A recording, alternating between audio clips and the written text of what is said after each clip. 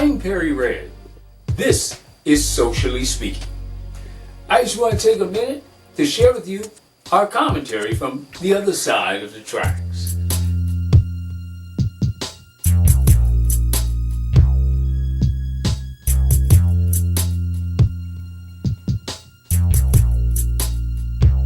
You know, I'm as bent today as I was the last time you heard from us here Socially Speaking. So we are on the rise. Our curve here in the DC metropolitan area is going up. I mean, we are still getting a lot of deaths. And I just heard that New York, at one nursing home, they had 98 deaths in a 24-hour period. Governor de Blasio of New York, he called these deaths, he characterized them as horrifying. And they really are. So what's the response? Well, the response is a lot of defensiveness from your so-called president. You should be aware of what leadership does not look like. Someone who complains about the treatment he's getting while people are dropping dead across this nation. That should concern you. More than concern you, it should make your eyes open wide and your red light going off, wondering, why am I still accepting this person, this man or half a man as a leader? Whines, bitches, and complains about the treatment he's getting. I think probably more than anything, I'm in charge, and I'm the one that gets blamed, and I get blamed for everything.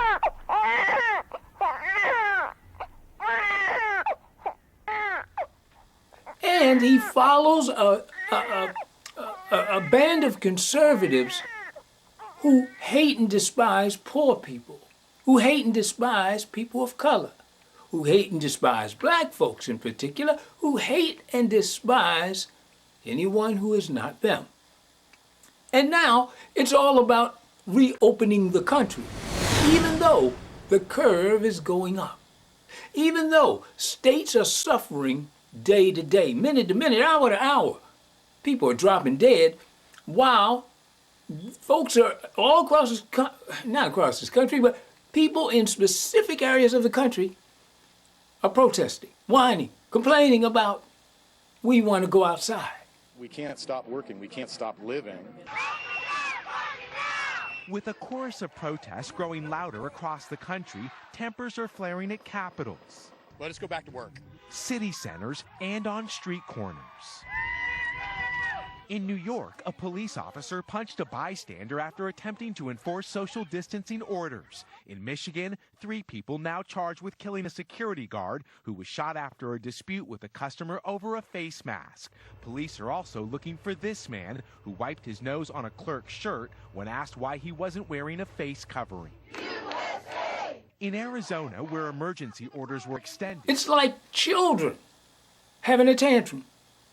These protests, while people are in jeopardy of dying, losing their lives, losing their livelihoods, and they are complaining about the livelihood of businesses. Yes, it's important. And yes, it is many people's life investment. Understood. But without your life, you can't enjoy your life's investment. And now these pictures and images of people going shopping, going to the mall. And here's the thing. In many of these metropolitan areas, the majority of the people who are dying are black. And they're dying to go to the mall, go shopping, go to the beach. Listen, this is a small chapter in one's life. To suffer some hardship is what it means to be black. White people in this country need to understand that people of color go through that daily. They spend a large part of their lives fighting to go outside. And the people who whine the loudest in the DC area, are people who are working from home. Do you know some people would die to work from home? And some people are dying who can't work from home. So your so-called president found the solution. Look up in the sky. A flyover by the Blue Angels and the Air Force and the Navy. These jet fighters flying by. This morning. Flying by. To say thanks to the first responders, to the healthcare workers. If you want to say thanks to the healthcare workers, then give them hazard pay.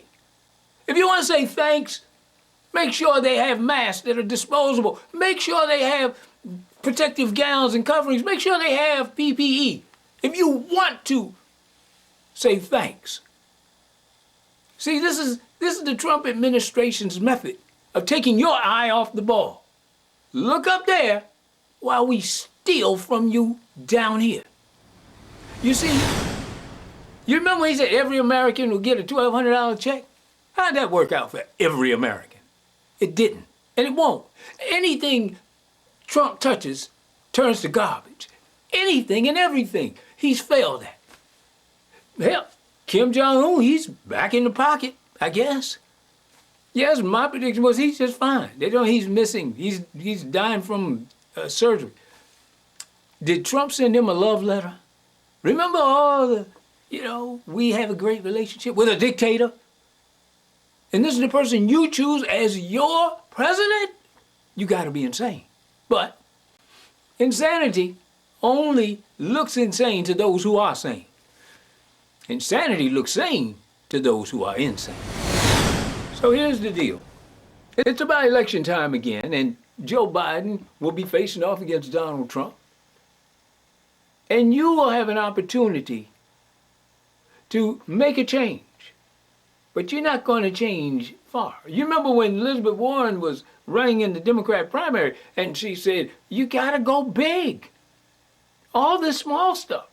Now, she disappointed me because she equivocated on a lot of things.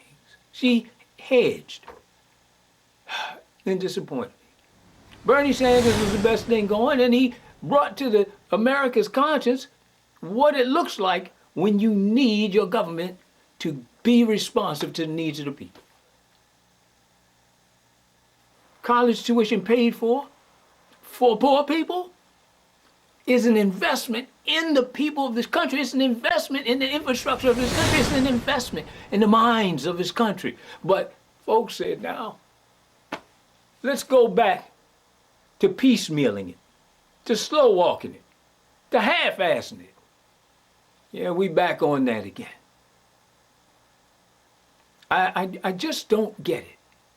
But Donald Trump gets it, and he's getting you.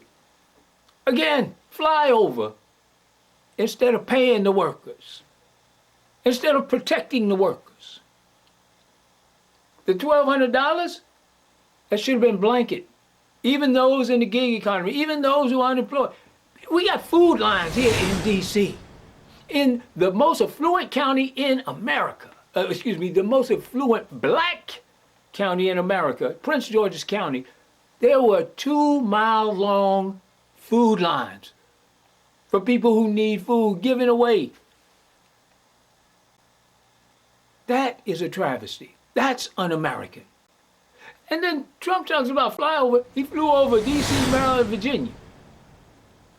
You know what? We got 48 more states. D.C. should be a state. And what about those workers? And then you fly over country. Listen, this is all about his re-election. All of it's been all about his re-election. By backpedaling, taking credit for things he ain't done. Resisting the things that are needed. Equivocating and supporting racists. Because the reopening of the country protests are spearheaded by racist folks. Greedy folks, selfish people, and even some who are subhuman, inhuman, inhumane. This is a sad proposition, but this old flyover is just meant to win you over. Keep in mind, the hardship you are experiencing is a simple culmination of all the theft, deceit, and pain that's been caused in the 3.5 years of the Trump administration. Socially speaking, don't let your American dream be a flyover.